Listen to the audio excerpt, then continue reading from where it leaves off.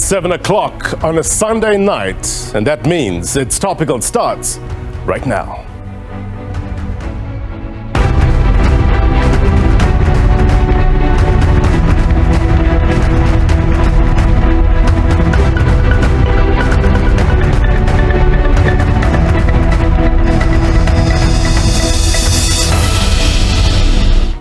A very good evening to you, South African, those watching around the world. My name is Blaine Herman, and this is It's Topical, our digital audience with us tonight. It's so good to have them on the program. Looking forward to getting their questions to our guests in a short while. We have an extended program tonight. We're on until 9 p.m. Happening on our watch, President Cyril Ramaphosa is addressing the nation on the outcomes of the 15th BRICS Summit and on the conclusion of that panel investigation into the docking of the Lady R vessel in South Africa. That's happening at 8 o'clock. We'll bring that to you live. But first, this country, this week, was in a paroxysm of pain, right?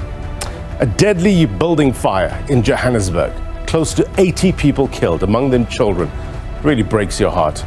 More than 60 others injured. Often, the faces tell the story. You saw the pain. You heard the cries. It cuts deep. Not because you live in Johannesburg, but because of common concern and the collective will to want better for humanity. So what gives comfort after tragedy? The knowledge that sobering lessons have been learned and solutions will be found. The pursuit of better, right? Johannesburg is one of Africa's wealthiest cities. But to what extent does inequality put people's lives in danger? What about the issue of hijacked buildings in the city? What would an urban revival mean for not only a city like Johannesburg, but similar major cities around the country? Tonight, we will discuss why this matters on a national scale and what is the appropriate response, which leads us to our question of the week. And we're asking you, with over 70 people, among them children, being killed in this building fire in Johannesburg, what sort of measures should be taken in order to prevent similar incidents? Please let us know at It's Topical SABC. Come walk with me. Let's get you some context, as always, that we do on this program. And one of the aspects that you've heard over the week or so was that NGOs being criticized for defending unlawful occupiers against evictions from buildings in the inner city. Socioeconomic Rights Institute of South Africa is with us tonight. We're going to get a response to that. We are trying to cover as many aspects of the story as possible. Why? To get you a fuller picture. That's what we do on this program. And It's Topical SABC Perspective coming up.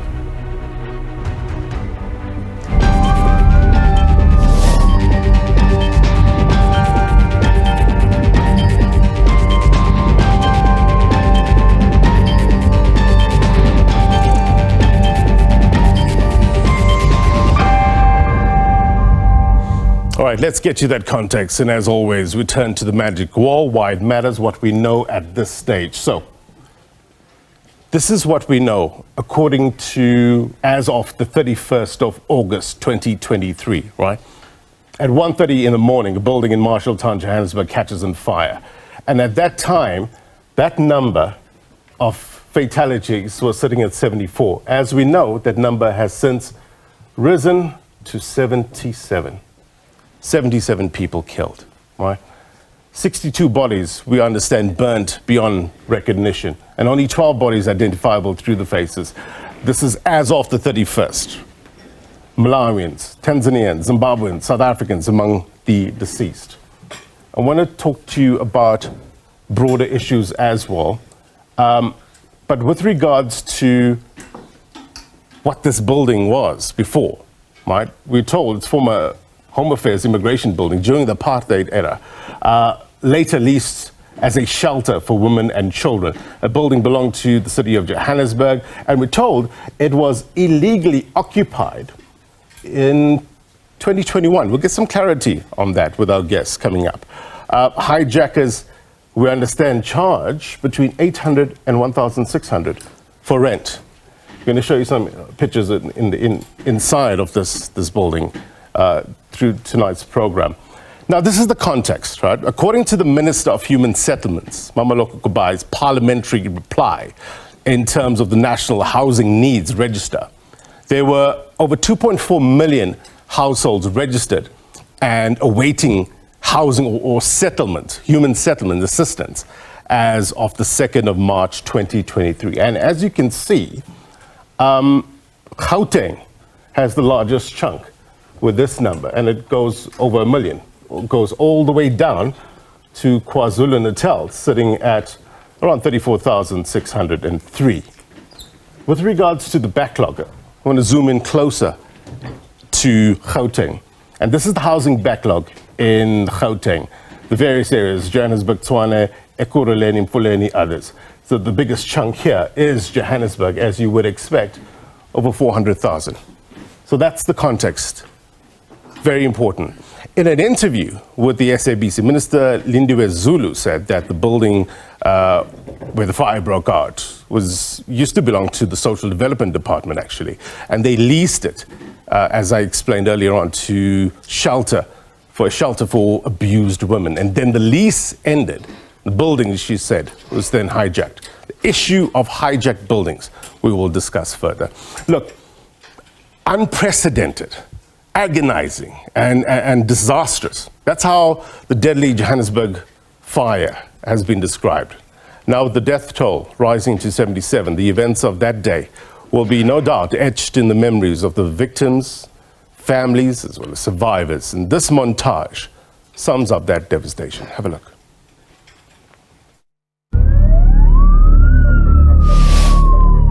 The fire started from the first floor going up.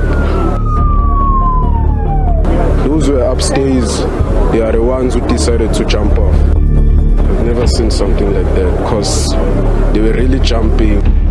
I smelled smoke. That's when I took only this child and got out. People were suffocated. A lot of people died because of the smoke, because there was a lot of pressure at the gates. Some of the gates were closed. I'm looking for my daughter.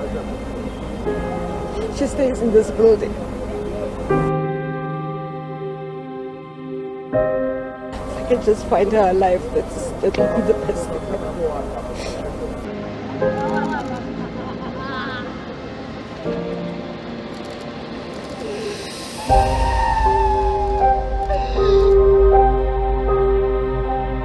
I can confirm that we have managed to retrieve 74 bodies, which are full bodies, that we have already processed them or registered them in Jipkloof mortuary.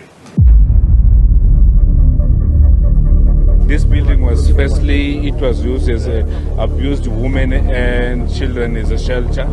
Then it was hijacked by the thugs, by the criminals. It was no longer serving the purposes. We inspected in June 2019. From then, we never went back and inspected the building. And rather than simple, you wouldn't want to go back in there in a hostile environment. What we need to highlight to our viewers at home is that they must just have a picture of an informal settlement inside the building. So therefore, the chances of one being trapped inside that building, they are very much higher. Part of the conversations that have dominated discussions today is who is to blame. The people who must be blamed here is government.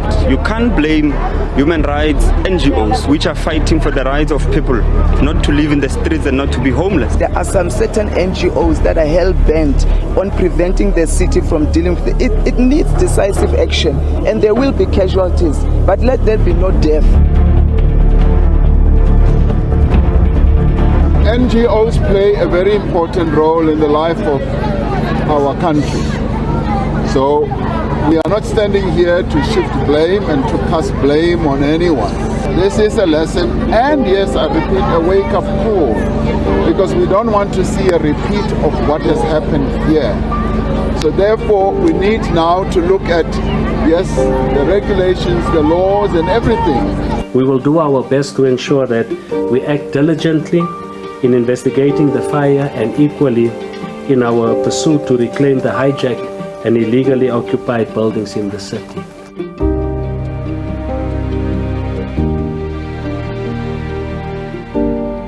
It was indeed a moment that was emotional to many of us.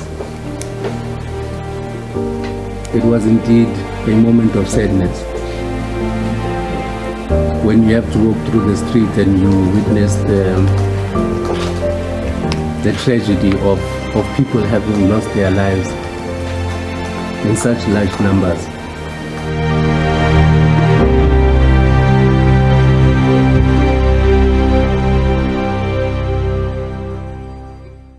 I was talking about the pain. It's clearly apparent there, isn't it? On our regular Word on the Street feature, we took to the streets of Johannesburg, seeking diverse insights and perspectives on this topic. And this is what you had to say. I think the government, what they have to do is to find maybe supervisors to maintain those, every building, you know, not only high standard building.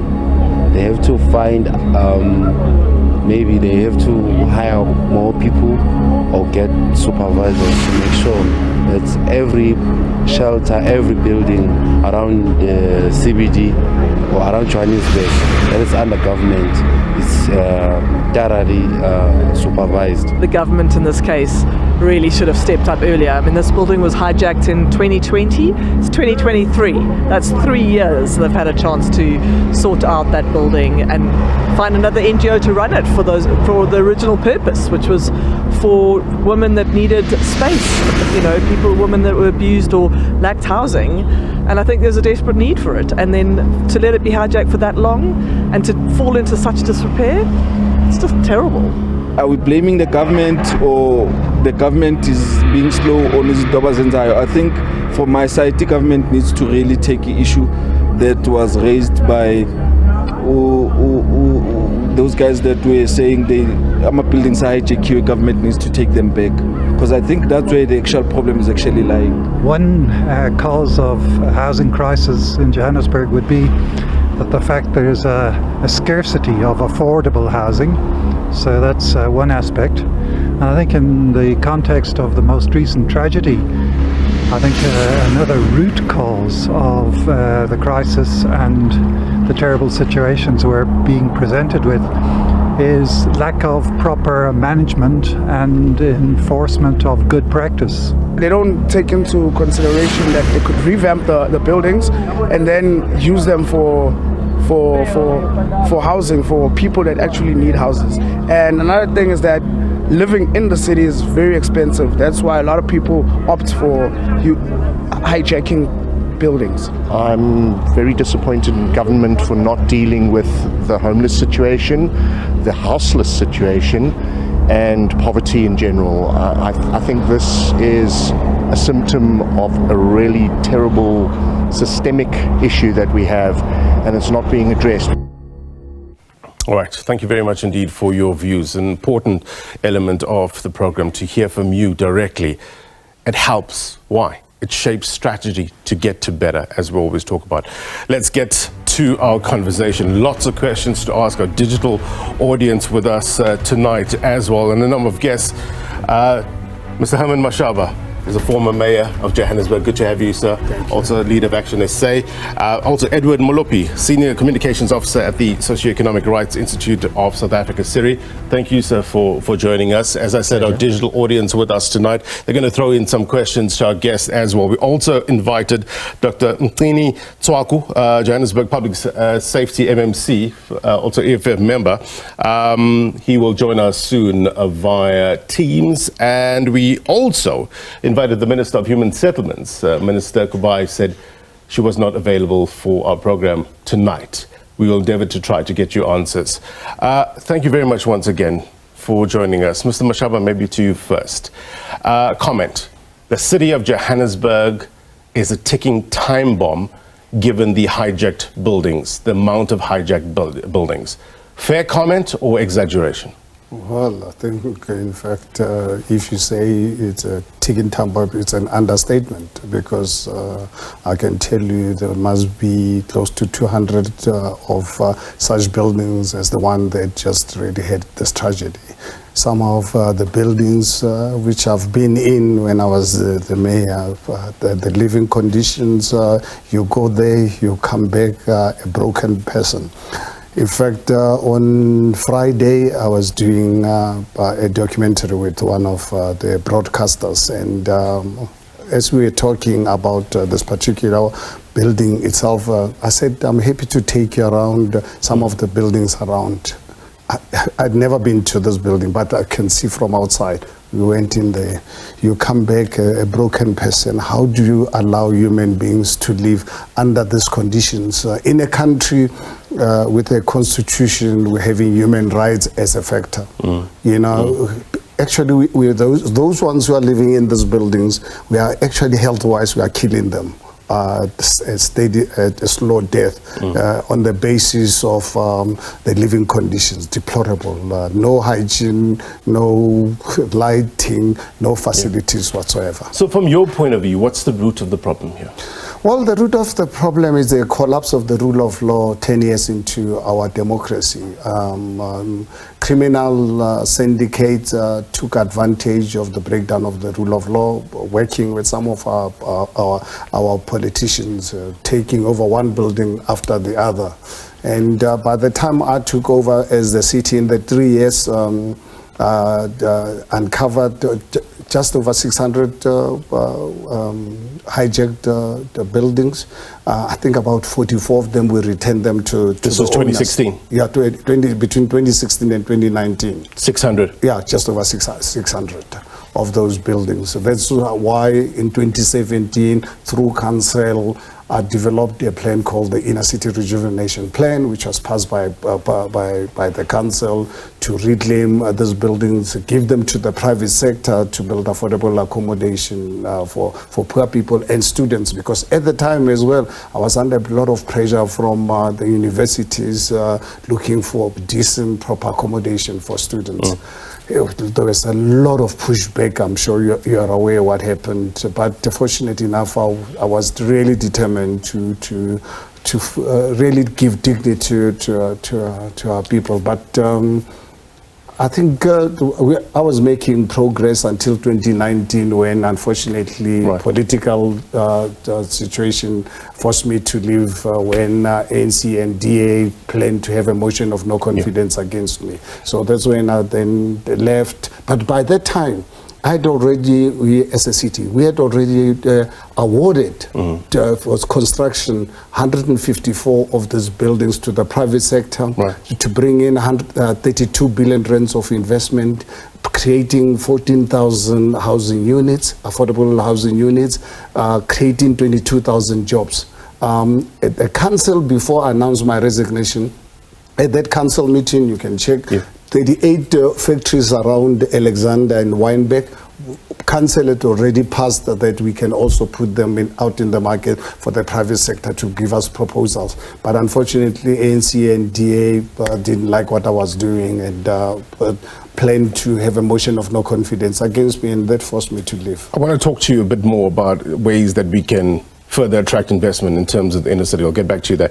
But one of the issues, Edward, I'll bring you in, and criticism that's been leveled in the media with regards to NGOs, saying that it's making it difficult for the city to tackle the issue of hijacked buildings because organizations, NGOs, are defending the people or preventing evictions. How do you respond to such criticism? Yeah, I mean, I think if you look at the work that we've done over the years, and we've been working in the inner city at least now for close to 15 years, right? And so we're quite aware of the issues that are in the inner city, and we've litigated, of course, and I think that's where some of the issues are coming in terms of the litigation that we've done. Now, if you look at all the litigation that we've done over the years, it has always been to say we need to find alternative accommodation for people who are living in these occupied buildings. I think the only thing that we have opposed is to say that you can't just remove people and put them out on the street, and we struggle to find ways that difficulty. So if the person is going to be rendered homeless if you evict, then you have to, by law, find alternative accommodation. Is that correct? So the the protection for unlawful occupiers is in two folds, right? There's a protection that protects people in terms of a process, that there needs to be a fair process that, that goes into the eviction. So you can't just evict without approaching a court. Right. Now, if it appears that in the process so of, even, of the eviction... Let's just take a step back. I just want to help the viewers understand this. So even if a building is illegally occupied, you still have to go to court to get an order in order to evict. Because this is a prevention against, so it offers protection to unlawful occupiers. Yeah, so we're speaking about, so the law, right? Section 26, and then of course the PI Act comes out of the Section 26 of the Constitution. What it tries to do is to give effect to the promises that are found in the Constitution. Now, what that means is that we need to protect people against homelessness, because we're coming from a history where people have been made landless, and what the law is trying to do is not to add homelessness on top of that. Now, whether you are in an illegally occupied building, as long as you are in unlawful occupation, even if you are in an informal settlement and you are living on land that belongs to someone else, that's what the law says, that there needs to be a process that's followed. It's not to say that the eviction can't happen, it's to say that there is a process that links into the personal circumstances, and the courts need to look at the relevant circumstances, and then only then when it is satisfied, it can issue out the eviction. Now, I haven't covered the alternative accommodation aspect.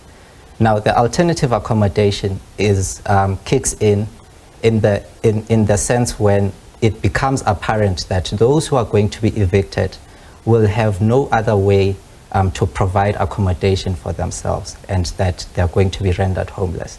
So if homelessness becomes apparent as a result of the eviction, then the provision for alternative accommodation kicks in, and that provision needs to come from the local municipality.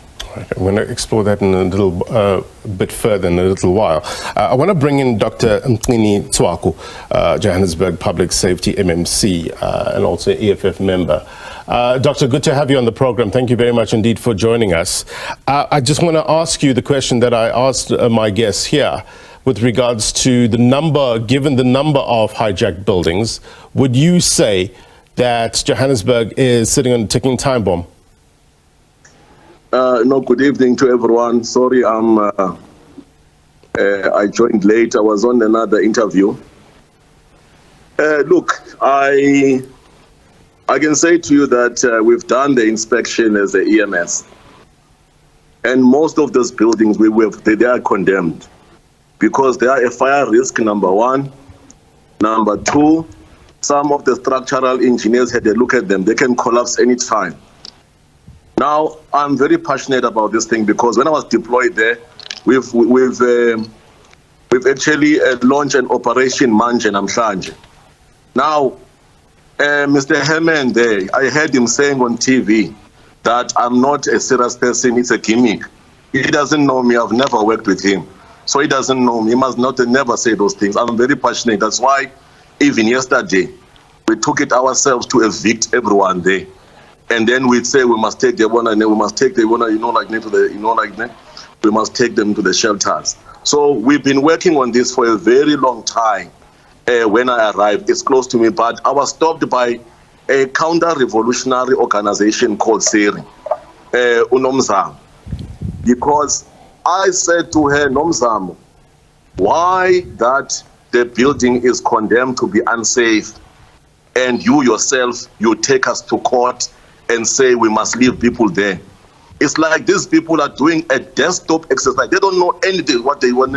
They don't know anything what they are talking about, none whatsoever. These buildings, I tell you right now, it's a ticking bomb. The one that we closed yesterday, just next to the one which actually got burned, has got shacks on the first floor. And it's very, very bad. And SERI is on me right now. They've been calling me that, where are the people? I'm telling them that the people are safe in the shelters. But one thing you don't know, guys, some of the people, they don't want to go to any shelters. They are taking chances. And you've got lawyers here. We've got lawyers. We must put things clear. who are collecting here every month. They are collecting from those people to stay in the condemned buildings.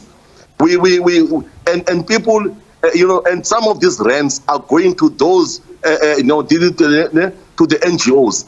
We've got reports and reports. I've got a footage where how can I, as in the public safety, leave a building where people have built shacks and they're in a dump site inside a building? Yes, of course, it's a ticking bomb. I'm gonna take them out to a shelter this week.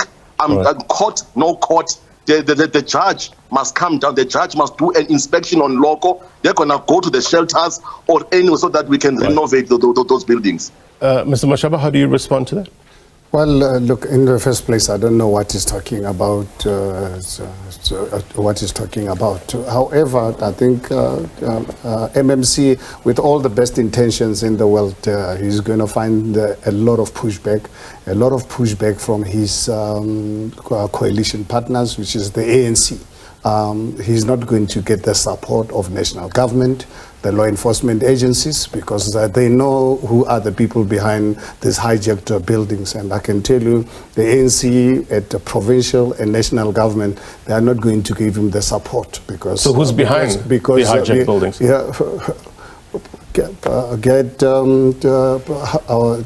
Our criminal justice system, look at the cases which we provided to them through GFIS when I was the mayor of the city of Johannesburg. I remember at one stage when I was the mayor, I even had to lay a criminal charge against Bailey Nkemeza for defeating the ends of justice, asking all the investigators in the works that all the cases of the city of Johannesburg must be brought to his office before investigation. So I think, unfortunately, he's not going to get the support of national and provincial, because remember, Minister Dlamini at the time spoke about the smaller things in the ANC. I can tell you, we talk about elephants of things, and I feel sorry for the MMC. He's got the determination, and I hope he must not really give up. I encourage him, but at the end of the day, his success is totally dependent on getting the support of the criminal justice system. Because if you are not arresting the actual kingpins of this, and unfortunately why the ANC is not going to pursue these cases, because it involves some of their people. From what you're saying, you seemingly throwing these statements out and you making people think that you have some inside information about what's happening in these buildings. Do you?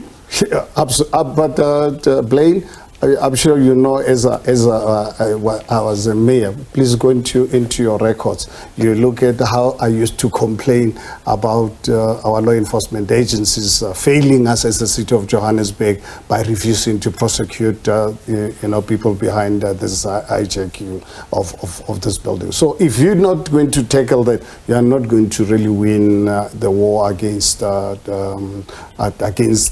property hijacking, including this open border problem that South Africa is sitting with, which the national government is not really doing anything enough. The city of Joburg, when I took over in 2016, 300,000 housing backlog of people on the list was dating back to 1995, 1996. And then what you do, you open your borders. The city at the time was attracting plus minus 3,000 people a month, every month. So you can imagine people of the world coming into the country with no papers.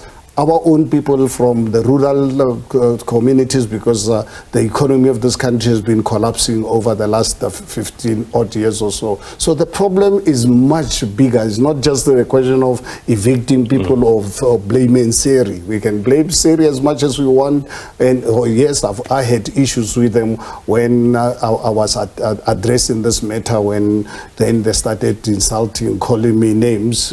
When I was giving facts to say, when the raids which we conducted and I was party to, up to 80% of the inhabitants of these properties were undocumented foreign nationals. By raising this, then I was accused of being xenophobic and so forth. But without wanting to really deal with the issues, I wish and I hope that the MMC is going to really be determined and appeal to his coalition partners called the ANC to give him the necessary legal support. Edward, lots to respond to. Firstly to the MMC and then to Mr. Mashaba, but I also want to throw in something into the mix, something I heard from Johannesburg Transport MMC Kenny Kunene, who was actually an acting mayor for a short period, making these allegations. I think he was speaking to ENCA, saying that people in certain buildings were telling him that some of NGOs were actually paid a retainer by hijacked syndicates.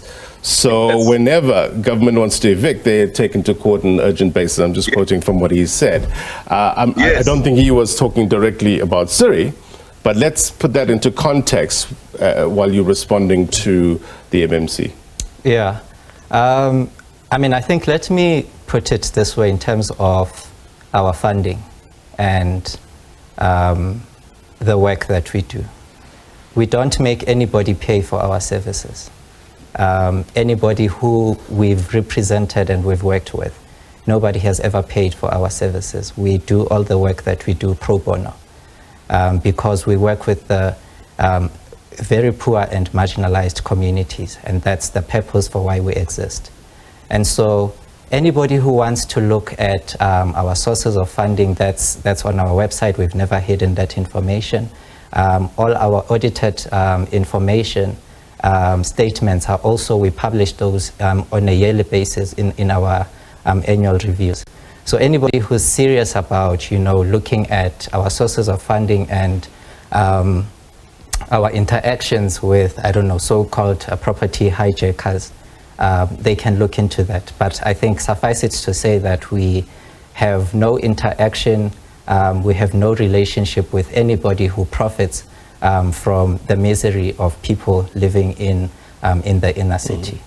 Now, I think the other issue in relation that Mr. Mashaba has raised in relation to the raids, right? I think the issue that we were also raising at that moment was to say that if you conduct raids, those raids need to be governed by a warrant. And the purpose for having a warrant is so that it regulates the abuse of power, because a warrant is going to tell you which properties you can go and search, and then it will also give a time frame. Now, I think the warrants, that the difficulty and the issues that we had with the raids that Mr. Mashaba was conducting was that those raids were conducted without any warrant authorizing those raids. And they would happen at any time without any, without any objectives other than, ulterior objectives that we felt. Those raids weren't done by the book, Mr. Mashaba? Well, unfortunately, you look at it from a practical point of view. In the beginning, I had a challenge of getting South African police services to accompany us, because as a municipality, a metro police, we can't go and raid on our own. We have to obviously be accompanied by subs. But then the province had problems with subs giving us the support. And when subs, we then obviously are pushed, we then get the support of subs. When to some of the raids which we conducted with the permits, unfortunately what happened, by the time you get to a property, you'll never really get anyone there. People have been tipped. So some of them, I believe the Metro Police raided them without getting the necessary permits. Yes. But the challenge is that once you go through this process that SERI wants us to do, basically you're not going anywhere, because by the time you raid a building, you'll find there's no one there. So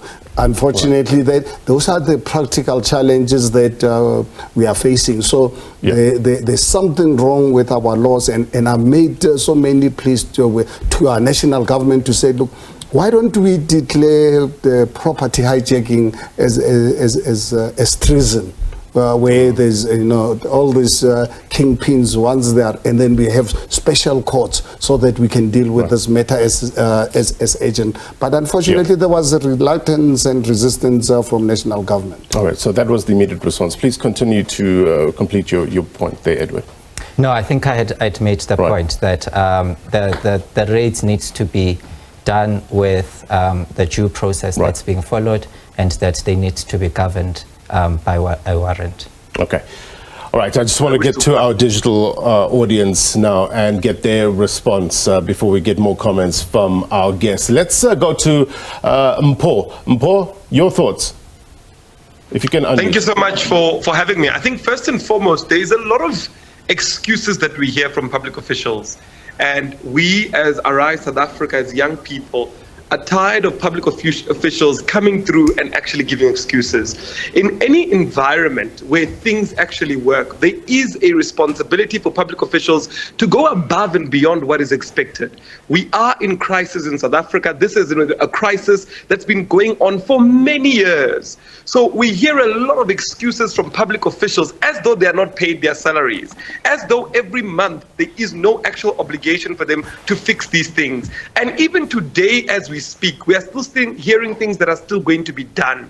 And what this frustrates, it frustrates the confidence of the people in the city, because there are people in the city that are doing things that should be done correctly, that are following every bylaw that's set by the city, yet there are those that seem to be above the law that continue to enjoy the benefits. And this blame gaming of the NGOs, because there seems to be a big blame gaming going on. We need to interrogate it, because there are people that are benefiting financially. We need specialized units that will be able to actually investigate. And some of these things are matters of public officials actually going on the ground themselves. It's a matter of them talking to citizens. A public official going to a building and finding out from citizens in the building what is going on.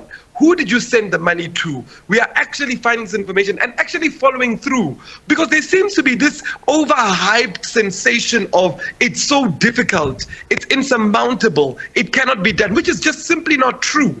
It's excuses, and we are simply tired of these excuses. Public officials must be held accountable for these actions. We want arrests to be made for these actions. Lives were lost because of these actions, and we need accountability. And that accountability must set a precedent within the city to say that if you do not do your job by any way, cause or form, there are repercussions. Because we're having a lot of talk shows and nothing seems to be done. Mpho, thank you very much indeed.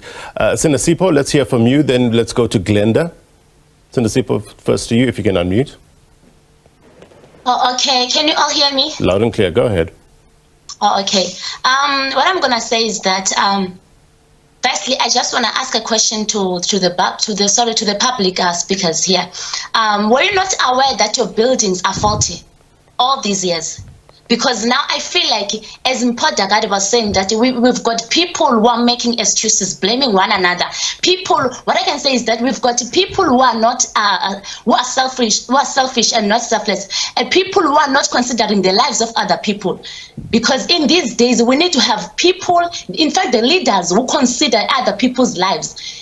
If you are a leader, you should have gone and checked whether the buildings are in a right standing or what.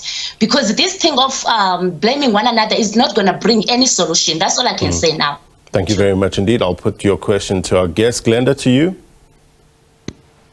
Yes, thank you so much for the opportunity. I highly agree with the point that the kingpins of these syndicates should be arrested. However, that really is step one, because what happens with such criminals is that they prey on the vulnerable. So if there's still an insurge of poor people who cannot afford adequate housing, there'll be an empty spot whereby a criminal will get to that position and start to exploit them. So what's needed is more socioeconomic inclusion of poor people within the economy, because the issue is that they're being excluded from having access to more affluent housing or just adequate housing in general. And furthermore, the issue of load shedding exacerbates fire hazards, because there are people cooking on paraffin stoves or on open fires. The ways in which the buildings are not maintained mean that they are more susceptible to fires breaking out.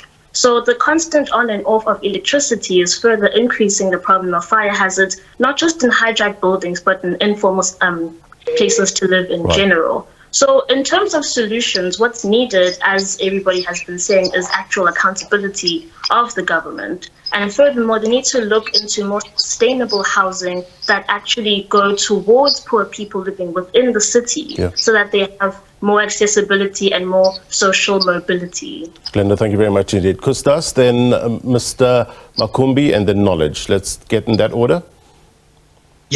Yes, thank you very much. I think that from what I've listened to your guests, the fact that Herman Mashaba demonstrated that when a government wants to take over the buildings, they can.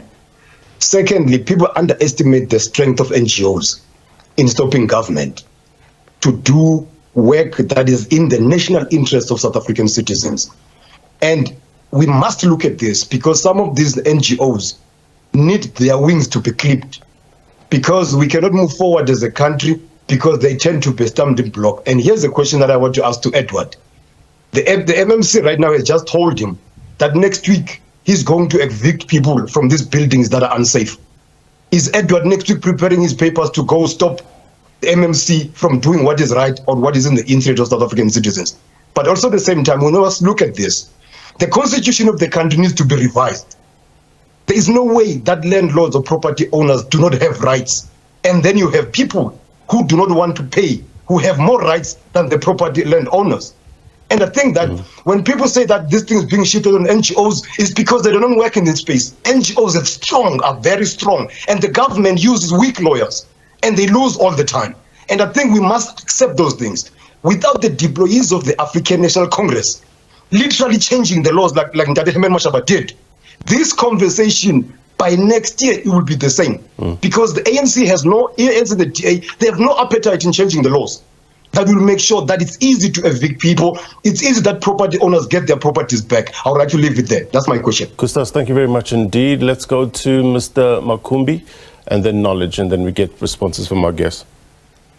Thank you, Blaine, and greetings to the guests and viewers at large. First of all, I would like to extend my heartfelt condolences to the families that lost their loved one in this tragic incident. But what we see here in Johannesburg, it faces a biggest challenge that other cities face, which is the challenge of inner city decay. So another thing that I saw the ministers mentioning, Minister Khumbudzo Ntshavheni, was that this building was a heritage site which was used as a home affairs for non-European people. And that, again, calls for the issue that this building was supposed to be preserved right from the get-go, was supposed to be preserved and restored, repurposed for heritage or any other form, like the case that was done in Maboneng. And the second thing that I would like to suggest is that this needs a concerted effort and collaboration between government and private sector to identify these buildings and look at the status of those buildings and to identify as to what can be done to repurpose these buildings, and also, of course, following other things that needs to be done to ensure that this process is done without hiccups. All right, thank you very much indeed. Final question to Knowledge Dube. Okay, thank you very much, and thank you for having me. All right, I want to start by acknowledging the work which was done by Herman Mashaba in the past. Though, as much as I appreciate the work, I don't want to dwell much on the work. Yes, he pioneered the work, but I think the current leaders, like Dr. Mgcini, needs to be given an opportunity, because they have demonstrated in the past that they can do this. So they must be given an opportunity to do it. It must not be all about what Mr. Herman Mashaba did in the past. Let's give the current representative an opportunity. Then I also wanted to say decisive action needs to be taken, because this thing is not a hate crime, removing people there. Actually, it's in their best interest that they be removed, because it's them who are dying there. So if they are being moved to shelters, then they are being held. No one must fight that. Actually, some of these people, since they are paying rents, it means they can afford. Then instead of moving to shelters, they can move and go stay in Tembisa there, where they can afford to pay the 1,200. Then finally, I wanted to talk about the fact that these people, they commit a crime without consulting any courts. So why should someone who wants to correct that crime go to courts in order to correct the crime? So if the crime was committed without courts, then it has to be resolved without any courts. All right, knowledge. Thank you very much. Thank you very much indeed. Let's get some responses, Dr. Tshwaku. And you can hear the frustration, especially from Senesipo. I mean, accountability. When did the city know about these buildings, right? We now know that there's so many hijacked buildings there. Are audits being done? Are problematic buildings being profiled? There's laws such as the problem property bylaws. Why is that not being adhered to? Get an administrator in there and take over these buildings. What's being happening? No, leave those things off the, politicians are not working. Hey, I work very hard. I'm not going to lie to you. I go to the ground. What I'm talking about, I know it very well. Mpo, if I can answer Mpo, there's a will. But the problem is that I said when you have to move in and remove abantu, the people, then you are litigated and the matter becomes sub judice, and then you have to stop. Mr. Herman Mashaba, look, what I wanted to do, right now, I didn't want to do a blame game and say it's this one and this one and this one. I just, look, some of the colleagues there, remember, it's not like a coalition. I mean, I'm running a department deployed by the EFF. So I'm running a compliance. So when I went in there, I did a compliance check, a majority of them. And I found that I took a sample close to 40, 50, and all of them, and then did a drive around and check. Those buildings are condemned. And the EMS says that they are unsafe. And I said, because I'm from the poor, I love my people. I don't evict them, but I just give them an alternative accommodation. The city says, we don't have what you're looking for, something very nice, beautiful, another apartment, but we can make an arrangement for you, a shelter for you to be able to be there. Guess what? They are running away. They said we're not going to get there. Yesterday, I closed the building. I closed it yesterday, close to the one that actually got burned. That one is at the fire hazard. EMS closed it. And I said, whoever wants to come to me and litigate me, we'll see each other to court. And that judge, I'm going to look him in the eye and say, Judge, before you can write that judgment of yours, come and inspect a building, because my conscience will never allow me to leave people in those conditions. If the building was beautiful, was okay, maybe it's okay. And I said to them, here's an alternative accommodation. Guess what? They run away because they want to, it's Nyaupe and all of that. So I suggest that, court or no court, NGO or no NGO, I'm going to move people to another alternative accommodation which we can afford as the city.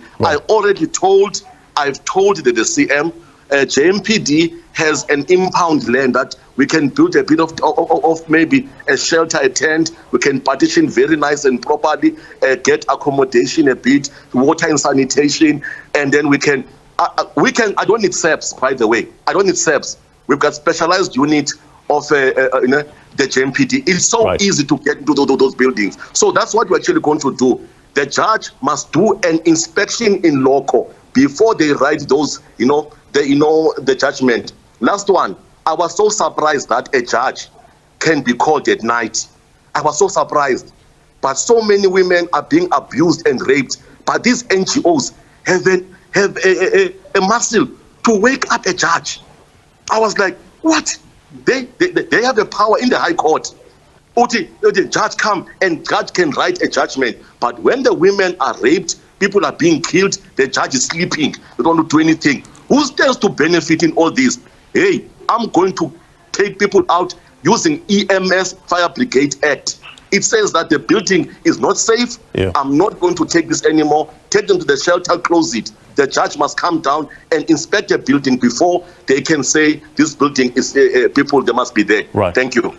Doctor, thank you very much indeed. Edward, let me just bring you in and have to get your response. NGOs are taking a lot of heat, right?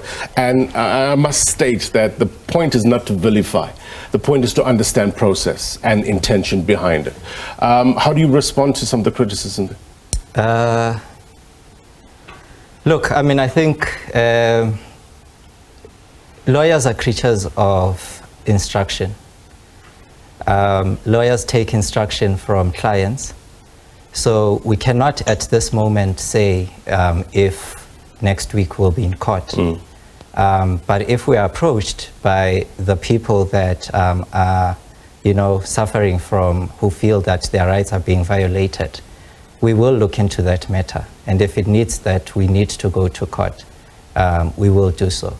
And if that means it needs to be on an urgent basis, I see the MMC speaking about his amazement that there's something called urgent court. That's not open just to NGOs. He himself can go there. If he has an issue that is urgent and it needs to be solved at that moment that it needs to be solved, there is something called urgent court, and he can go and approach urgent court. It's not something that's just open to NGOs. But how do you balance the fact that some of these buildings are not fit for human consumption? There's no services, there's no water, there's no electricity. The issue of load shedding can cause these issues. How do you balance that to the issue of finding alternative accommodation? Thank you. Go ahead, Ed. You have a fan there. Good question. In relation, you see, I'm glad everything he's speaking about today, he's always saying, I'm finding an alternative, I'm finding an alternative. And that's the change in language. That's not something that has always been in their approach. The approach has always been, we are going to evict, and you need to find yourself a place to go.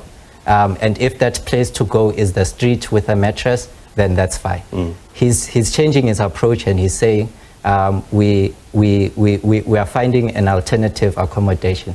So we are drawing closer to each other. We'll find each other one day. So that's what we've been speaking about. So there's progress. Yeah, we are seeing progress. That they are learning from their mistakes, and that they know that there is a need for an alternative. Now what we need to look into is if that alternative is adequate. But but we are, I think he's drawing closer to us. Mr. Mashaba, I'm going to get your final thoughts in a moment. I just want to bring in another guest that came in from the South African National Christians Forum. Bishop, your thoughts? Thank you very much. I'm going to be a bit short. I guess there is arrogance and maybe lack of understanding for the law. As the NGOs, we are not against eviction. We are against unlawful eviction. So as the MMC was speaking, you can understand, he doesn't even understand that in this country we've got an urgent court law. He doesn't understand that judges are there 24 hours when there is a threat of somebody's constitutional right. I am equally impressed that now he is also learning and acknowledge that when you evict people, you need to have an alternative. But not only alternative, but adequate one. Number two, you need to have a court order to do so. As NGOs, we cannot stop you when you are following the very same law which the parliamentary people created themselves. Lastly and shortly, it is so amazing that these government or politicians, they cannot use the same muscles which they are using when they are abusing the informal settlement people. When they are dealing with the people who have hijacked the buildings, they don't have that power which they are using when they are dealing with the vulnerable informal settlement. And this, it's equally to the 5 children that were killed. So it is simply the 100% blame to the politicians or government workers. Thank you very much. Thank you very much indeed. We've got less than a minute. Mr. Mashaba, final word to you. Well, I think playing this matter is not insurmountable. In the first place, I think when I left, we had already identified over 600 buildings. The information is there in JPC. Yeah. 154 properties were already awarded to the private sector to start building. And the city had committed to the private sector that once they are ready to build, the city will provide temporary accommodation to those who were being evicted. Unfortunately, when I left, ask the ANC government why they stopped this project, because right now they don't have to really go and start the process all over again to go and do the audit. We did the audit of hijacked building in the inner city. We already were at an advanced stage of expropriation. We expropriated 154, already given to the private sector, 32 billion rands of investment. So the private sector lost money. I don't know how they're going to get them back, because you can imagine the process that they went through to bid for this. But more importantly, as long as there's the breakdown of the rule of law, there are no consequences for the kingpins of this property hijacking. Unfortunately, South Africa will one day become a failed state. Mr. Mashaba, thank you very much indeed. Edward, appreciate your time as well. Doctor, good to have you on the program. Value added indeed to our digital audience. Appreciate your time as always. All right, the conversation will no doubt continue. It doesn't end here. But before we go, here's my take. The reason that you're watching stories on the Johannesburg fire tragedy is not necessarily because you are from Johannesburg. It's because you have empathy and you care. And that's important to care. Why? It springs us into action as a community, as a nation. If we didn't before, we now look at buildings in our cities differently, isn't it? Which one could pose a risk to me and my family, my friends, my colleagues? So much death, so much sorrow. It needs to end. We must find ways now to prevent similar tragedies from happening again. Bylaws need to be utilized and adhered to. It's a powerful instrument to create safer cities. It's about acting and advancing our understanding for the purpose of common good. No doubt, the deaths of these men and women, children, will be a grim punctuation point in the history of this country. So let's put purpose to the pain. And that's my take. It's the extended version of It's Topical happening on our watch. President Cyril Ramaphosa is about to address the nation on the outcomes of the 15th BRICS Summit. Live visuals on your screen, as well as the conclusion of the panel investigation to the docking of the Lady R vessel in South Africa. We're going to bring that to you live. More after the break.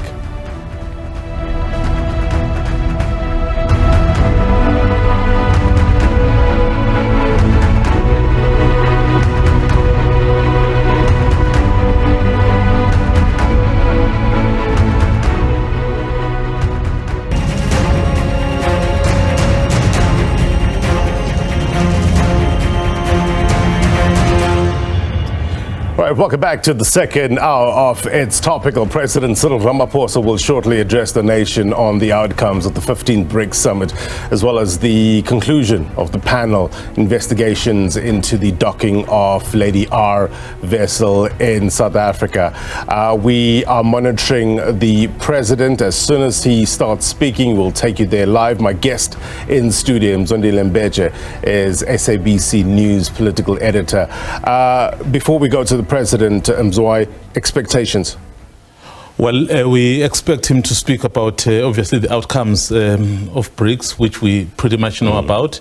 It was dubbed very successful. I think many people gave South Africa credit for hosting the BRICS that we did. And of course, it was also important that some of the big decisions were taken here. I think that is one aspect. But the second one is the Lady R. Remember, we were accused of selling arms to Russia, and then the American ambassador came out on air to say, so he can vouch for this. And then the president appointed a commission to look into that. So that is the kind of a report he's going to give. How much of the Lady R report will we be privy to? In terms of, look, we'll find out soon enough. But would there be certain aspects that will be redacted? I think depending on what it says, because remember, there's just one question that must be answered. Are we selling arms, or did we sell arms to Russia? So if the answer is no, I don't think there's anything really beyond that. But if then there is, probably we'll have to find a way, because as South Africa, so we don't get involved in the warring parties. So we have a very clear position, the non-aligned ones. We can't say we are non-aligned, we want to be mediators, yet we're supplying one of the protagonists. So that will be an issue, a really big deal. How much of an issue was the Lady R issue during BRICS? Well, during BRICS, remember, it had died down because the report had long been concluded, so we did not know the contents of it, but the word was it didn't find anything, so it really didn't become an issue. And in terms of geopolitics and the utterances from the ambassador to South Africa, how detrimental was that, do you think? It was indeed, and especially from people. All right. Okay. Mzwai, the president has started. Let's go there now live. China and ourselves, South Africa, concluded the 15th BRICS Summit in Johannesburg. It was a historic summit that in many ways heralded a new chapter for BRICS. I would like to report back to you this evening on the outcomes of the 15th BRICS Summit and what those outcomes mean for our progress as a nation. In addition, I'd like to inform you about the report of the independent panel appointed in May by myself to inquire into the circumstances of the docking of a Russian vessel known as Lady R at the Simonstown Naval Base in the Western Cape. First, about the BRICS Summit. The BRICS Summit was attended by the 5 BRICS members, along with representatives of 61 other countries from around the world. 46 of the countries that attended were from our own continent, Africa. This included 20 heads of state and government. We were also honored by the attendance of the United Nations Secretary General, Mr. Antonio Guterres. I want to thank the people of South Africa for welcoming these guests from across the African continent and the world. Some of the delegations from some countries consisted of up to 600 people. This showed the interest that many countries had in the BRICS Summit and coming to South Africa. All our visitors were warmly welcomed and were able to experience the best of South African hospitality. We thank the people who were involved in organizing the summit events, including the Deputy President, our ministers and deputy ministers, officials, law enforcement agencies, and our security services, who ensured that the summit proceeded without incident. We thank all the staff at our airports and border posts, those who worked through the night to set up the venues, the protocol officers and ushers, food and beverage staff at our various hotels and guest houses, volunteers, sponsors and partners, musicians and artists, drivers and messengers, and many others. We also thank the members of the media from South Africa and from around the world who ensured that the work of the summit received wide coverage. The success of the summit is a credit to our country and its people, It is another demonstration of our ability as South Africans to host major international gatherings that have a significant impact on the conduct of international affairs far beyond our own borders. Overall, many people have said that this was the most successful BRICS Summit, and I agree with them. Quite often, as South Africans, we go about our daily lives without paying much attention to our relations with other countries and to our membership of global organizations or forums such as the United Nations, the African Union, BRICS, the G20, the G77 plus China, the non-aligned movement, and others. And yet our country's relations with other countries and the conduct of our foreign policy affects our lives as South Africans in many ways, such as in trade, investment, sport, peace and security, technology, education, and many other areas. As we have said before, our international work cannot be separated from our efforts to end poverty, to create jobs, and to reduce inequality in South Africa. Through stronger investment and trade relations with other countries, we are able to grow our economy, create more opportunities for new businesses, and reduce unemployment. By supporting peace and stability on our continent, and by promoting Africa's development, we are able to improve social cohesion in our own country.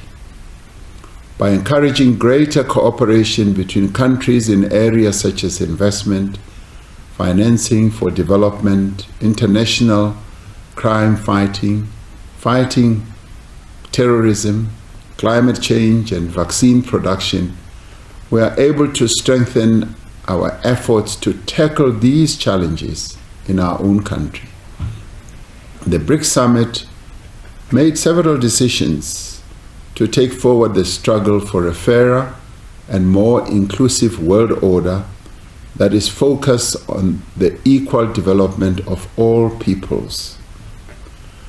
One of the key decisions taken by the BRICS member countries was to support the call for a comprehensive reform of the United Nations, including its Security Council, with a view to making it more democratic, representative, effective, and efficient.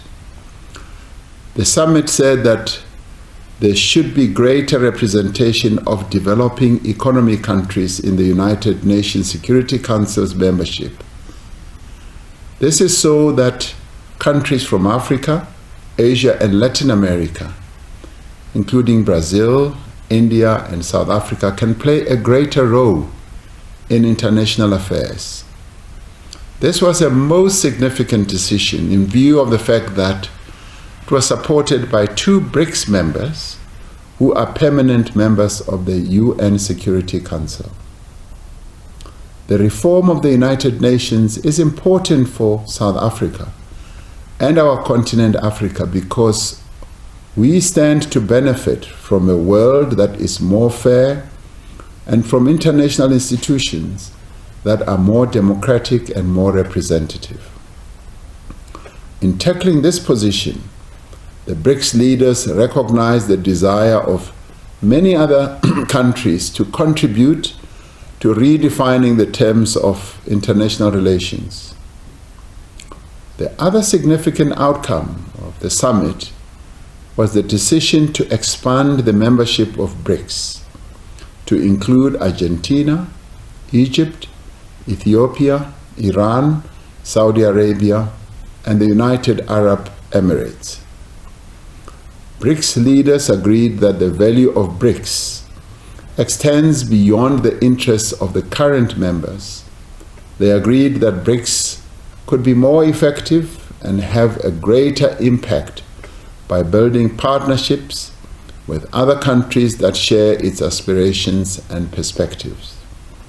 Other countries that have applied or indicated a desire to be members of BRICS will be considered in the next phase.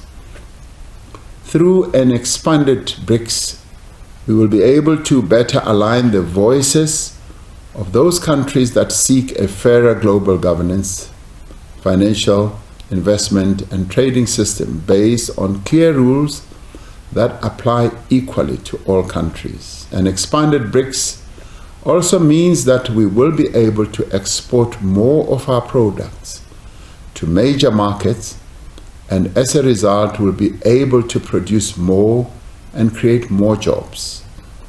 While an expanded BRICS will be an important champion for the global South, South Africa stands to benefit from its relationship with these countries.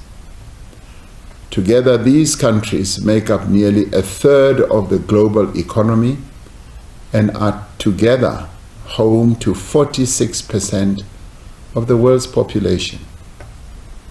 Already, we have achieved great benefit from our own relations with our BRICS member countries, Brazil, Russia, India, and China. These countries are important destinations for South Africa's products and services. They are also important sources of investment and are becoming even more important as tourism markets. These economic ties have been strengthened by the BRICS Business Council and the BRICS Women's Business Alliance. Both of these organizations forums presented encouraging reports of their work to the BRICS leaders. We have regular interaction at many levels among our business people, our scientists, our professionals, our cultural workers, our sportsmen and women, our academic, our public servants, and our young people. This extends to interactions between political parties in BRICS countries and also beyond. We have agreed to establish a BRICS Youth Council, which will play an important role in defining the direction of these relationships into the future. Through these interactions, we exchange information, skills, technology, and experience. The engagements between our respective business people at this summit has resulted in several opportunities for the export of South African products and goods to large countries with big markets. All this enhances our progress as a country and as a nation. We are looking forward to establishing similar links and strengthening the political and economic ties with the countries that will soon be joining BRICS. The summit also decided that the finance ministers or central bank governors of BRICS countries, as appropriate, should consider the use of our various currencies, payment instruments, and platforms in international trade and financial transactions between BRICS and their respective trading partners. They are expected to report back at the next BRICS Summit on this matter. As BRICS chair, South Africa has always stressed the value of the BRICS alliance to advancing Africa's development agenda. The summit deliberated on the opportunities presented by the African Continental Free Trade Area and its potential to shift Africa from an exporter of raw materials to a producer of manufactured goods. South Africa's participation in BRICS and its support for the expansion of BRICS does not detract from the good and strategic relations we have with many other countries and trading blocs around the world. From the advent of our democracy, we have always sought to develop ties of friendship, cooperation, and respect with all nations. We have never aligned ourselves with any one global power or bloc of countries. Our non-aligned approach has enabled us to pursue an independent foreign policy and to forge our own developmental path. We have consistently advanced the articles of the United Nations Charter, including the principle that all members shall settle their international disputes by peaceful means. The second matter I wish to report back to you on, or to inform you about, is about the allegations that were leveled against our country earlier this year regarding a Russian ship that docked in Simonstown late last year, where it was alleged that South Africa had supplied weapons to Russia during the current Ukraine-Russia conflict. In recent months, statements from several quarters have used these allegations to call into question South Africa's commitment to its position on the Russia-Ukraine conflict. The allegations leveled against our country had a most damaging effect on our currency, on our economy, and our standing in the world. In fact, it tarnished our image as a country. To ensure that the docking of the Russian ship in Simonstown was thoroughly investigated, I appointed a 3-member independent panel to inquire into the circumstances of the docking of this Russian ship known as Lady R. The panel was chaired by Judge Phineas Mojapelo. The other members of the panel were Advocate Leah Kabashe, Senior Counsel, and Mr. Enver Serti. I wish to thank the panel for the considerable amount of work it undertook in a relatively short period of time. During the course of its work, the panel visited Simonstown Naval Base and obtained evidence under oath from almost 50 people in every relevant component of government. More than 100 documents were submitted to the panel for examination. A number of entities and persons that had publicly claimed to have information on this matter were invited to make submissions to the panel. Many of those invited either failed to do so or said they had no independent knowledge of the relevant facts. From its investigation, the panel found no evidence that any cargo of weapons was loaded for export onto the ship Lady R. The panel found that there was no evidence to support the claim that the ship transported weapons from South Africa destined for Russia. The panel established that the ship docked at Simonstown to deliver equipment that had been ordered for the South African National Defence Force in 2018 by AMSCO, our country's arms procurement company. In terms of the contract for the supply of the arms, neither AMSCO nor the South African National Defence Force had any control whatsoever over the means through which the supplier of the ordered equipment would transport them to South Africa. In its report, the panel outlined the circumstances that led to the docking of the ship in Simonstown, as well as the type of goods supplied and the reasons why the goods were unloaded at the time they were offloaded. South Africa has clear laws that regulate the issuing of permits regarding the importation and exportation of conventional arms. All relevant permits had been obtained for the importation of the equipment that were delivered by the ship. No permit was issued for the export of arms, and no arms were exported.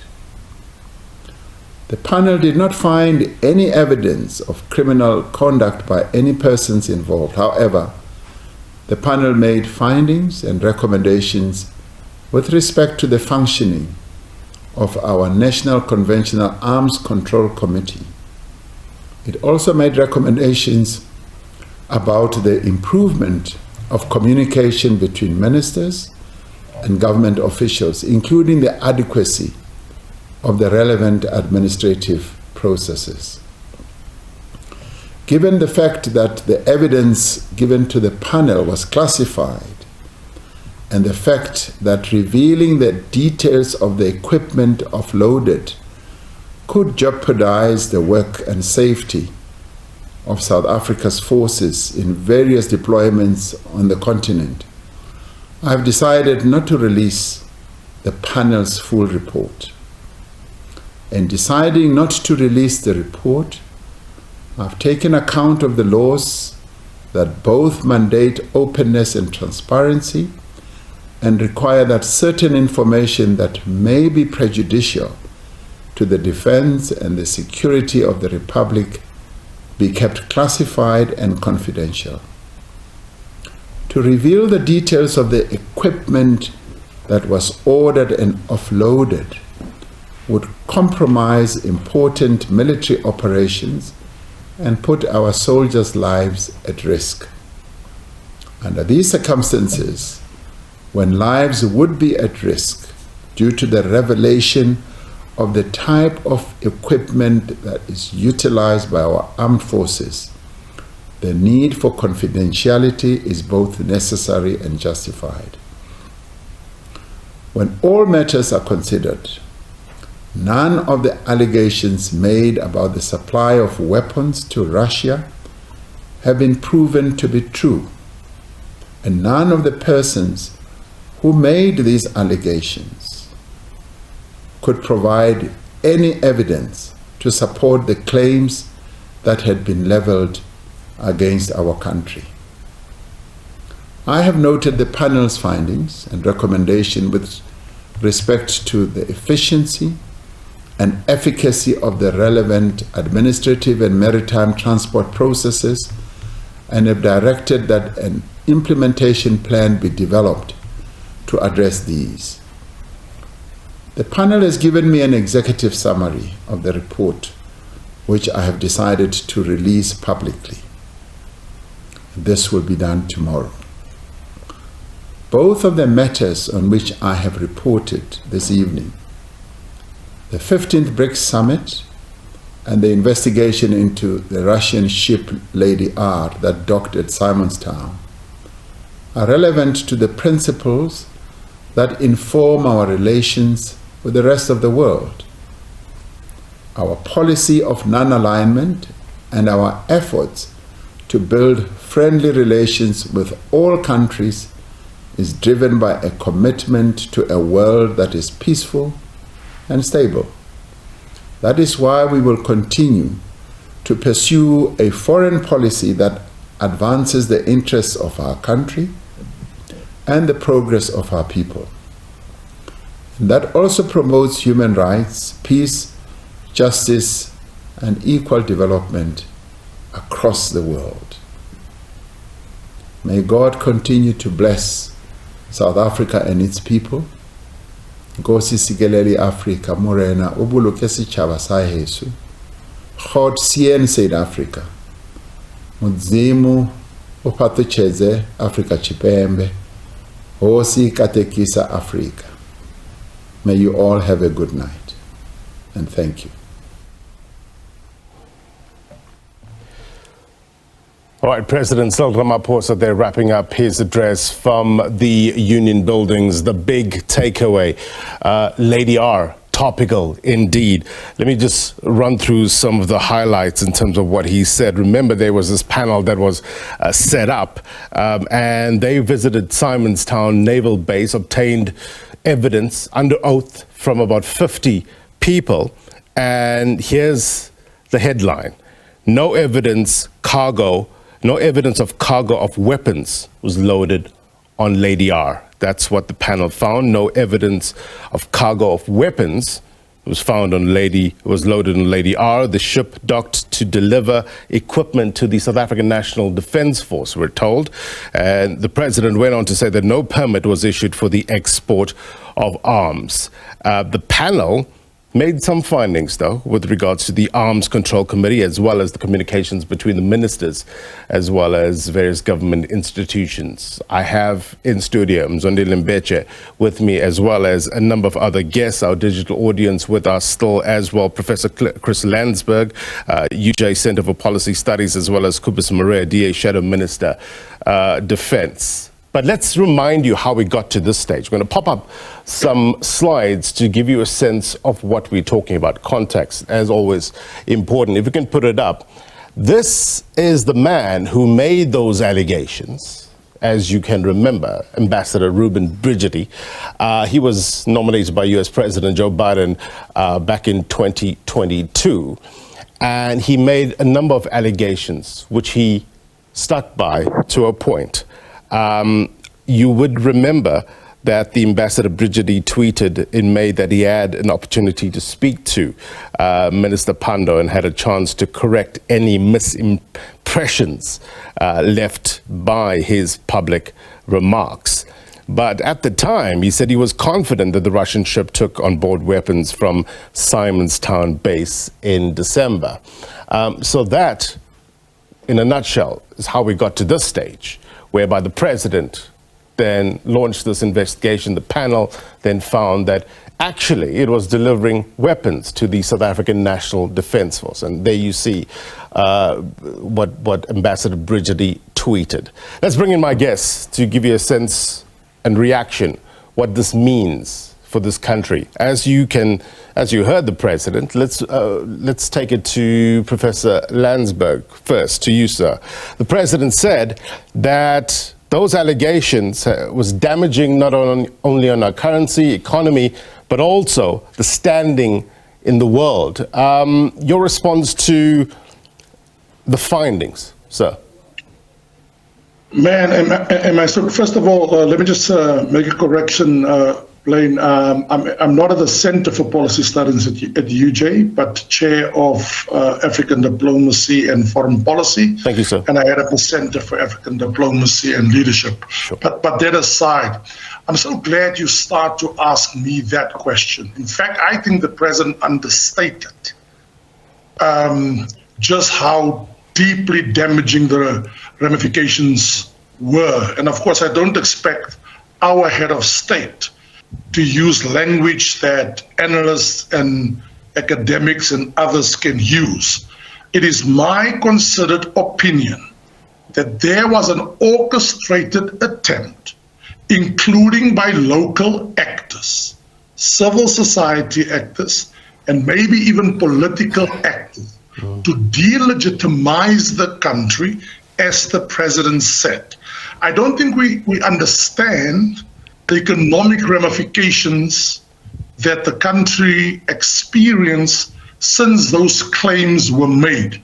Now, those that were in the forefront of making these absolutely damaging claims that had the potential of having the country almost being isolated and facing punitive measures just like the apartheid government did. I wonder what they are now going to say. But let me end on this note in terms of your question, Blaine. What is now going to happen with the relationship? Not once did the president mention even the name of the country of the ambassador, from which the ambassador hails, let alone the ambassador itself. I'm sitting here wondering what that relationship is. Let me end on this note. The very least, if the president is correct, and I say if, because I expect a war of words here. I expect a war of words here. President Biden has not even had the courtesy at the time to break his silence on the matter. Will South Africa, at the very least, be provided the courtesy of an apology, a genuine apology, if the president is right. Who supplied the evidence to Ambassador Bikati? Was it local actors? Right. Did the US spy on us? Or was it local actors who spied on South Africa and provide this information? This issue is by no means over. The ramifications, as former apartheid Prime Minister John Foster used to say, the consequences are too ghastly to contemplate. Prof, should the president go as far as expelling the U.S. ambassador to South Africa? No. I wouldn't go to that. It seems to me, I get the impression that there might be a rapprochement, a restoration of relations going on beyond the states. But let me tell you what happens typically in the case of a demarche like this, and let me try and be brief, Blaine. When an ambassador makes a faux pas, and this is more than a faux pas, this is more than just a blunder. This is serious that had incredible, incalculable ramifications for the country. That ambassador should now come back and he should give answers at the very least. That demarche, when our foreign minister, Dr. Naledi Pandor, called him, our Minister of International Relations and Cooperation, now it turns out was not sufficient. And I've long said the behavior was rogue because there were channels that could have been used to utter such serious allegations against the Republic. Right. Cobus Murray, the president did say that people were invited to come forward and present evidence. They spoke to over 50 people and obtained evidence under oath. You were on this very program a couple of weeks ago, a couple of months ago, saying that you were willing, if summoned, to go before the inquiry to present evidence. Did you? If you can unmute, Mr. Murray. No, I was not on. I never took part. I was approached by the panel at the very last moment, just before the release of the report. They have asked me whether I will be able to provide information around the circumstances of the docking. I've asked them, okay, what information do you require and obviously for what purpose? So that I can determine what information should I give and what can I give.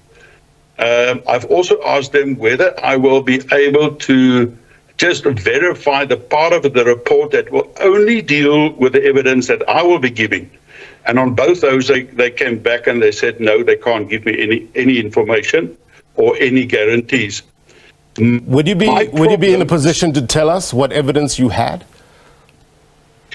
Well, I will tell you what I know without putting the integrity of the country into danger. What we know is that the facts are that arms imports and exports never, and I put the emphasis on never, take place via Simonstown. It always takes place via a portnet, customs port of entry and exit.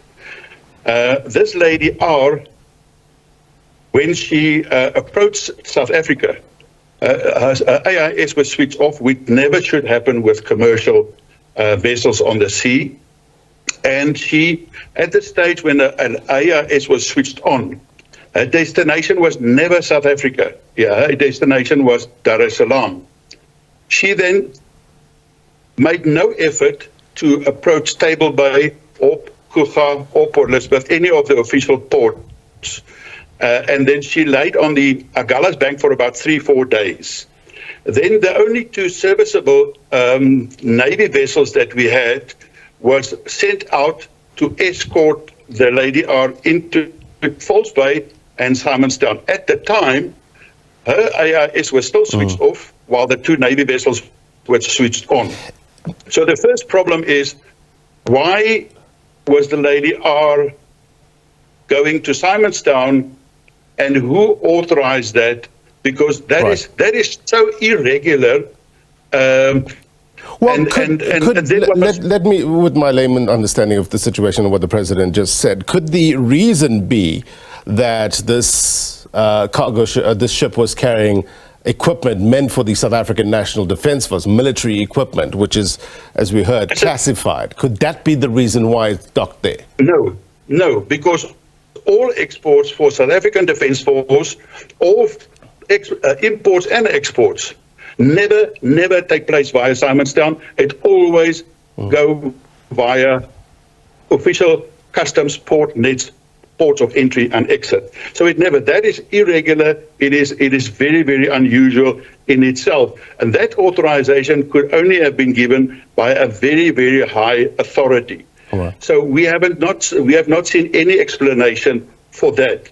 Sure. What we know, Mr. Marais, that leads you to the conclusion that arms were being sent. No. This is how serious it is. No. Let me tell you. It is not a secret that the NCACC reports on a quarterly basis to Parliament, and that is in open meetings. So it's not classified meetings. The president makes a mention of a 2018 order.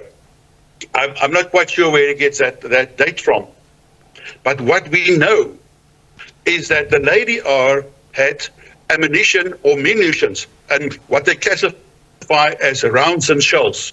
That was on the Lady R. That was in fact ordered in 2019 and 2020.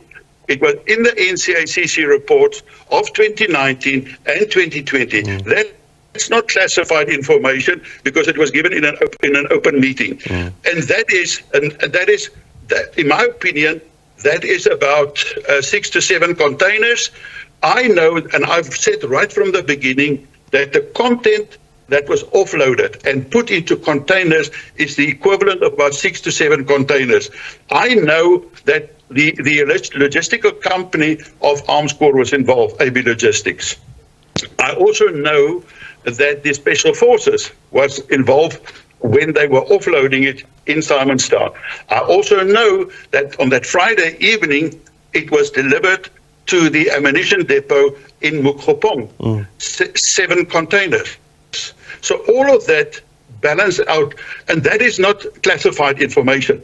If the president said there was equipment offloaded, and I have never claimed of any equipment that was offloaded, I was very clear from that first Wednesday what was on that vessel, and I got confirmation, and right through it has been confirmed that there was rounds and shells being offloaded in crates, and that is probably because we know that our Special Forces, 5 Special Forces Regiment in Phalaborwa make use of AK-47s and of Eastern Bloc ammunition that they prefer using into Africa. So that is no secret. Right. So if that was all that was offloaded, because what is the equipment?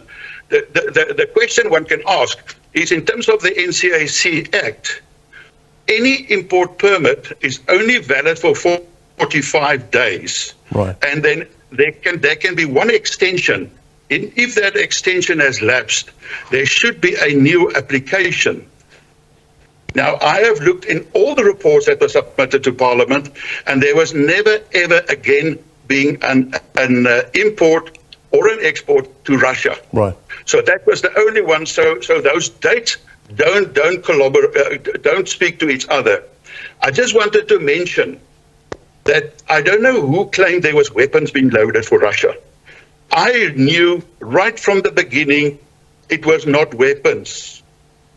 So if the terms of the reference of the panel, and that was my other question to the panel, what is your objectives? What is your instructions? What is your terms of reference?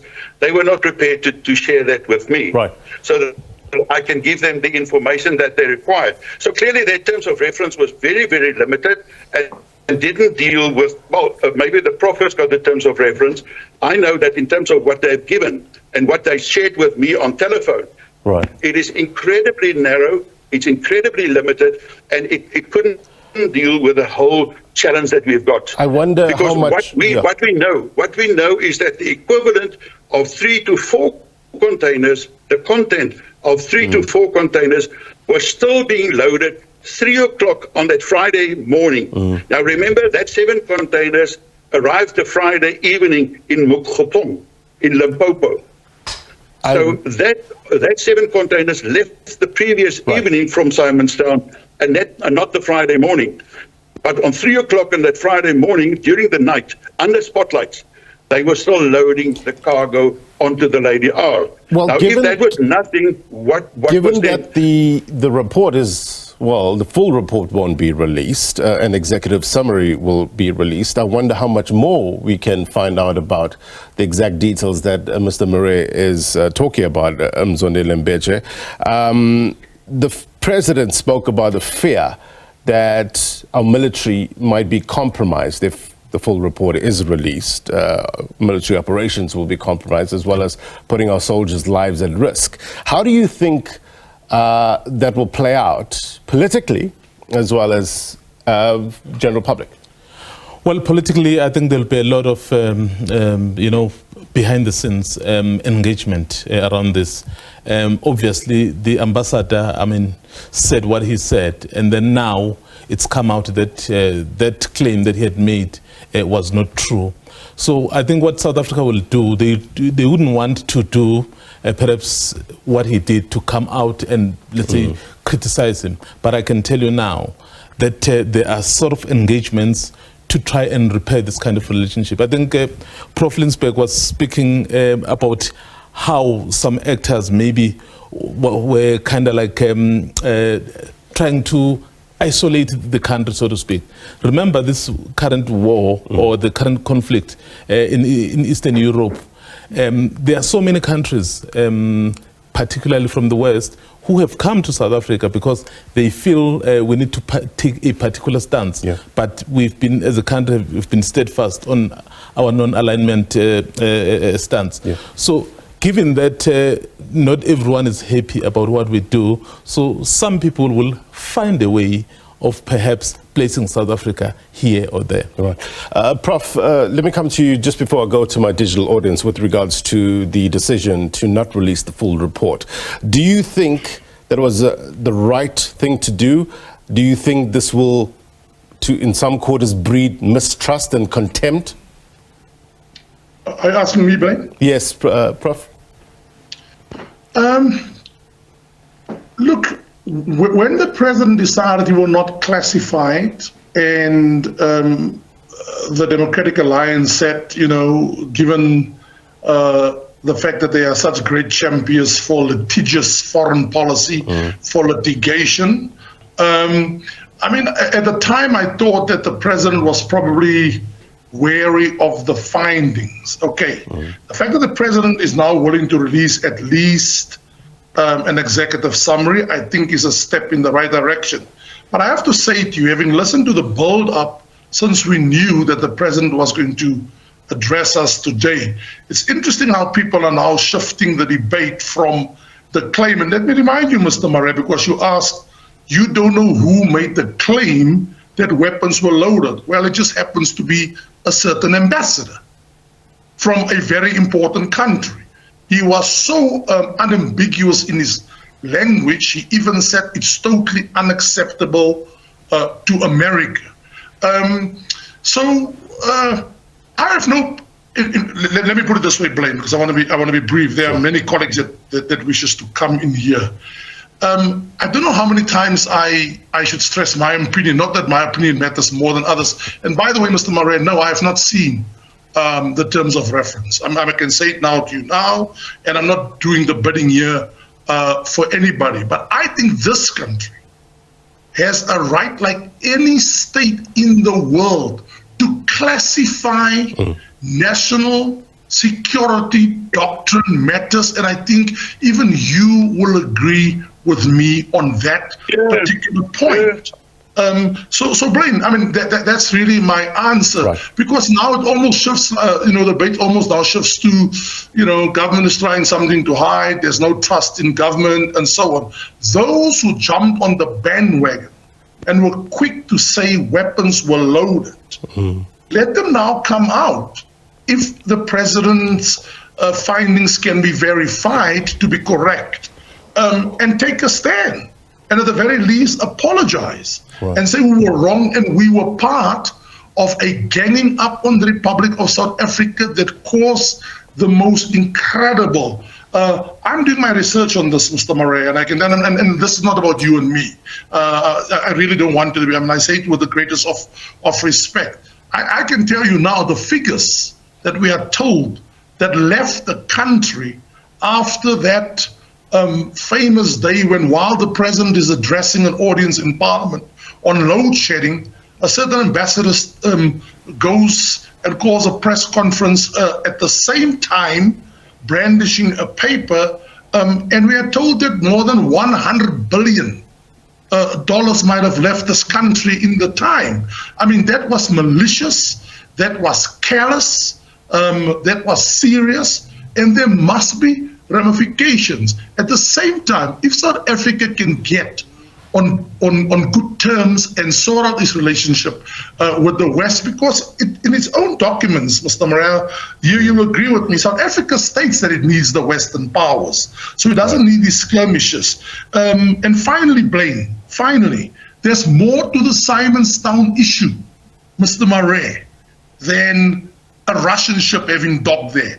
The West believed since 1955 that they have some privileged prerogative access to this very important strategic part, and it's about time that South Africa be allowed to have relations with whoever it wants. But I would also hasten to add, government must tighten up its policies, procedures, management in order not to get into messes like this. Right. And you heard the president saying that, you know, they're all about developing ties and friendships with all nations, emphasizing the non-aligned approach. And you heard during BRICS as well of how much they value this relationship with the West, in particular with the United States. So they don't want to disrupt that flow of trade as well. AGOA, to mention the AGOA forum coming up as well. So we'll see where we place with regards to that. Let's take it to our digital audience. Kostas, let's hear your thoughts.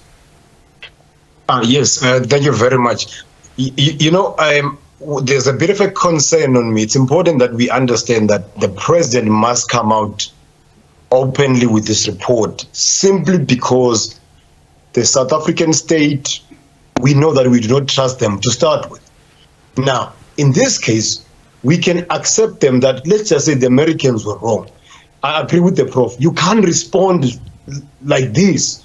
You need to respond with fire with fire. They should have fired this ambassador as far as Mayor Herman. Now, today, he doesn't even, like the Prof says, doesn't even say that we were insulted by the Americans and this ambassador, we will deal with him. He doesn't even say that. Ideally, that's what he's supposed to say, because many countries underestimate and undermine South Africa. And is this the way that we are supposed to respond? I do not think so. So yes, he has to release the report. Ideally for me, it is entirety, because he has been accused of wrongdoing. If he is right, he should actually make sure that this ambassador leaves the country. One thing, but however, we know that they're not strong enough to do that. I don't believe they're the backbone to make sure that this ambassador leaves the country. That's just my comment. Well, I guess the question to that would be, how delicate does South Africa need to handle its relationship with the U.S., given our trade relations with it? Let me hear from... Brian? Yes, Mr. Murray. Can I just add? Go on. Remember, we are used to deal with classified information, especially in the defense portfolio. Ironically, a week before the Lady R arrived in South Africa, we had a closed session meeting in Simonstown. And the information that was shared with us, I have not shared with anybody, because of the kind of sensitive information. Now, the president can share it with us in Parliament in a closed session. They are not even prepared to do that. They can even share it with us in a redacted version. They are not prepared to do that. So you know, then I can only act and respond in terms of the facts and the corroborated facts and information that I've got. I have not once gone out and claimed anything if it was not double-checked and double corroborated. So far, it has been all been proven to be true and not false. And what we know is that something was loaded. Remember, the minister first said, if all was loaded. Then she said, we did not load anything. And then she said, some other rogue or clandestine individual or party might have loaded something. Philip Dexter from Arms Corps also said that in an interview. Well, so what does that tell you? Yeah. So far, the communication by government has been absolutely appalling in this regard. If there was nothing on, then you've got nothing to fear. Yeah, that was actually one of the findings that the panel did make, is the communication between ministers and government institutions. No, to us as to us as individuals, as taxpayers, as members of parliament. I mean, the ministers anyway don't talk to each other, but we have got an interest in that. And nothing was said and communicated to us. Mr. Maria, thank you very much indeed. Let's hear from Sinasipo. Sinasipo, let's hear from you, if you can unmute. It seems that she is frozen. Knowledge. If I can go on. Oh, Mpo. Okay, Mpo, let's hear from you, Mpo. Yes, Mpo Dagada from Arai, South Africa. I need us to just track back a bit. This is the same president who had an incident on his farm, a criminal incident, and chose not to report it. This is the same president that later on, after we then found out through special information coming from employees of government that this is the same president that hid information from the nation, that's when he comes out. And how does he come out? He comes out by protecting himself, using the resources of state through the public protector and shielding himself again. So I'm very concerned about the fact that we are not seeing this for what it is. This is somebody who cannot be trusted. They've proven to us that they will do anything and everything to evade the systems of the law. This is the same president that used state resources, police force, helicopters were flown all around Namibia looking for criminals and things that the state was using funds on that none of us knew. And today we listen to the same president who has proven himself, by the way, through his track record, to not be trusted.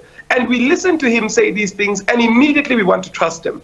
And what I want to say is that we need to look into this with an eye, the same eye we used when these dollars that bought an animal that was never transported, that none of us still today don't understand what happened, that only he and the public protector and the Reserve Bank seem to know what really happened. We need to look at this with scrutiny. And we need to look at this and say, this is somebody who cannot be trusted and has done this in the past to use the resources of state to write up reports that prove his innocence when in actual fact, we are not sure whether he was innocent. So I'm coming in to condemn this report and to condemn the statement to say, this cannot be trusted. Right. And what we need to do is we need to make sure that there is an oversight arm that cannot be influenced by government. Because we've been seeing through the times that it seems that the president in power or of the ANC is able to wield the winds of justice and use state resources to protect themselves in dubious ways. So I'm condemning this statement that he made tonight. I'm saying it cannot be trusted because the leader we have in the country simply cannot be trusted. And Zondile, how is Mpo's sentiment that he's, and the case that he's making now with regards to the trust issues, President Cyril Ramaphosa, the issue of Phala, etc., tie in with this address? How is it playing out in political circles? I think I understand I think where it's coming from in terms of his point of view. But if you look at this process, I mean, you have an independent judge, the lawyer, and then of course, Mr. Nvaseti. So I do not think they can do a report and then allow the president to come and lie to the public about things that they have not written. So I would find that very, very difficult. I understand from the political point of view, he obviously would be doubtful about what the president has said. But this is a report which was compiled by independent people. Can you imagine what they would be saying if then the president is reading something totally different from what they presented? So I would differ a bit with Mpo on that one. I don't think the president will mislead the nation in such a manner. Knowledge, let's... All right, thank you very much. I want to start by Paul, saying... let me just give, I've got like 2 minutes left. Let me just give Knowledge quick, and then we'll come back to you, Paul. Okay. All right. Thank you very much. I wanted to say that on that note, no one is actually independent. I want to say that, right? Then I also want to address the arrogance of DA, right? Because the DA supported the American ambassador, right? And they were given an opportunity to engage the panel, and they did not engage the panel. But now Cobus is still coming back here. He is making the accusations, he is still continuing. Why did he not supply that information to the panel? Because to me, it shows that the DA is not patriotic to this country. It's as if they're a party for the West. So I think they need to be careful there because they damage the country. I want Mr. Murray to answer that, but Paul, we've got 30 seconds if you can just respond quickly, and then I'll go to Mr. Murray. I want to say that the Public Protector report also came out saying that nothing is wrong with the dollars that the president found in his couch, as well as the Reserve Bank report as well. So what I'm saying is we cannot trust the person who's in power. He's done this before, and I believe that he's doing this again at the moment. Because he's done it before, a leopard usually does not change its spots. Paul, thank you very much indeed. Mr. Murray, your quick response? Yeah, just quickly, I agree with the sentiments of Paul. And let me say, I have got nothing to do with the Americans. I have not consulted once with them. I don't bat for them. I don't defend them. I work on the facts, the corroborated facts. And it is government that allowed this. It's government that was not open and frank. Even now, he's claiming the equipment ordered in 2018 was offloaded. And it was, in fact, ammunition ordered in 2019 and 2020 in terms of the official reports to Parliament. That was offloaded. There's nothing wrong with that. Nobody has disputed that. Yes, there's a question whether those permits were still valid. And maybe that's the reason why they bypassed the official ports of entry. But then it is illegal. You know, so they have not been honest with us, and they are still withholding this by claiming that this is classified information. My opinion is he should be open with Parliament as the people's representative, and they are not. So I also reject the report at this stage. Mr. Murray, thank you very much indeed. I've got literally 15 seconds. Mr. Makumbi, let's hear from you. Very briefly, sir. Okay.